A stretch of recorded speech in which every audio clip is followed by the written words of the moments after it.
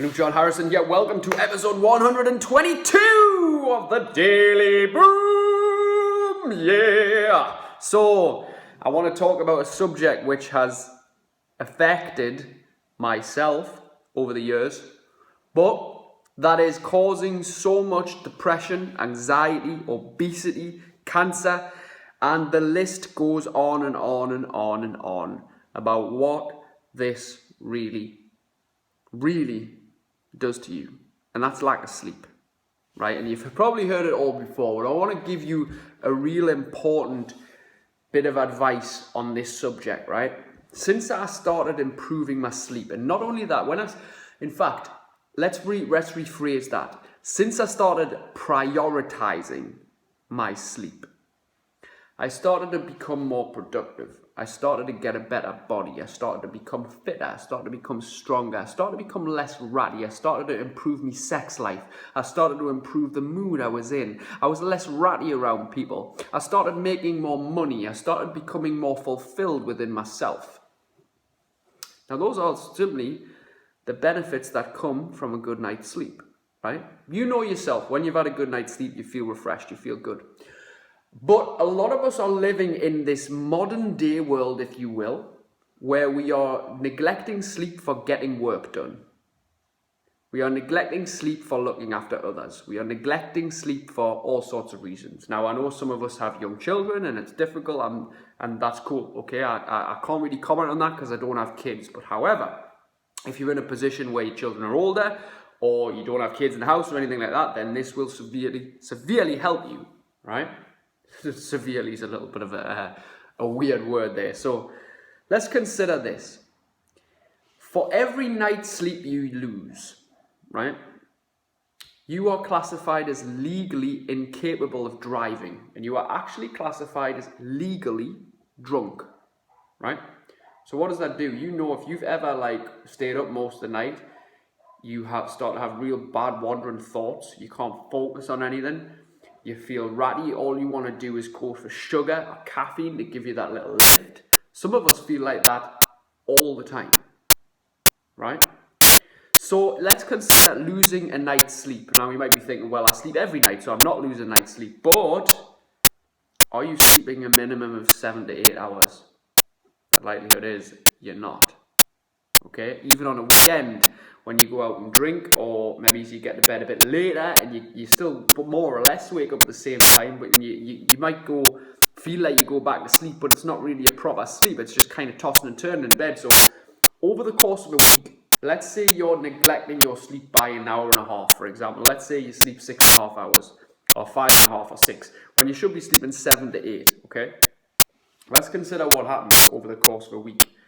So let's say you're skipping an hour of sleep every night, for example. Over the course of a week, that's 7 hours. That's a night's sleep. So by the end of the week, you are legally incapable of driving. By the end of the week, you've lost a night's sleep, technically. Okay? Now, you can quote this however you want and state all kinds of analytical facts, but let me put this into perspective. How are you feeling day to day? A lot of people are feeling fucking exhausted. And one of the reasons they are is because they are not prioritizing the sleep.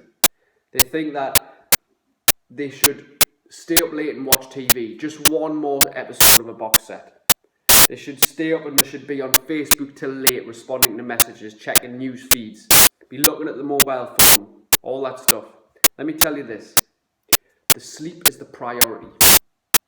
Somebody else is not the priority. You are the priority.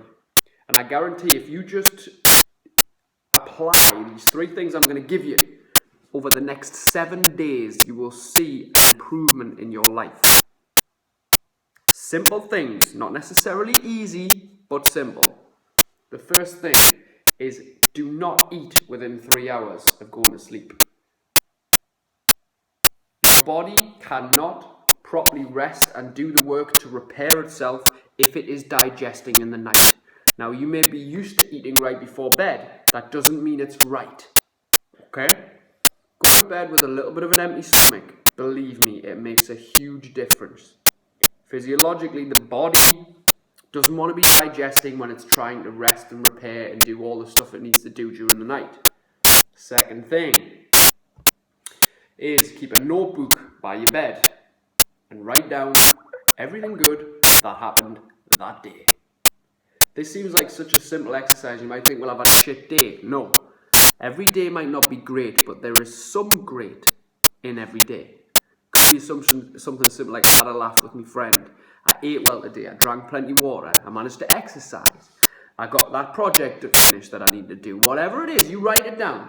What you feed your brain before going to bed has a profound effect on how you're going to sleep. Let's put it this way. How many times do you lie in bed and just overthink and just get really worried about everything, right? So if you feed your brain with actually the good things and stop focusing on what's going wrong and start focusing on what's going right, that's going to make a hell of an impact. Hell of an impact. All this stuff is super duper, like insanely simple. And the third thing I want you to do, if you can, is exercise. Anything. Something that just produces a sweat. Studies have shown, and I know from all my clients, from myself, from the past, everybody who exercises tends to sleep better. They have that release. They have that release, that way to get out the little bit of frustration. Okay, that way to help the endorphins rush. Okay, those are 3 super simple tips to get you to sleep better. But the thing is, you've got to make it a priority.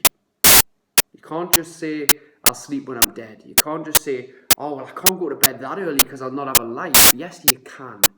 Because the fact is you're not having much of a life because you're staying up that extra hour or 2. You will be amazed at what a difference just doing this will make. I can't speak highly enough of it. Last night I had an hour's less sleep. And dragging my arse out of bed this morning was the biggest chore. And you tend to self-sabotage more because you don't want to eat well when you're tired. You just want sugar to make yourself feel better. You just want caffeine. You don't necessarily want to exercise when you feel tired. You just want to go to bed. You don't want to be nice to people. You're in a fucking bad mood. Think about it.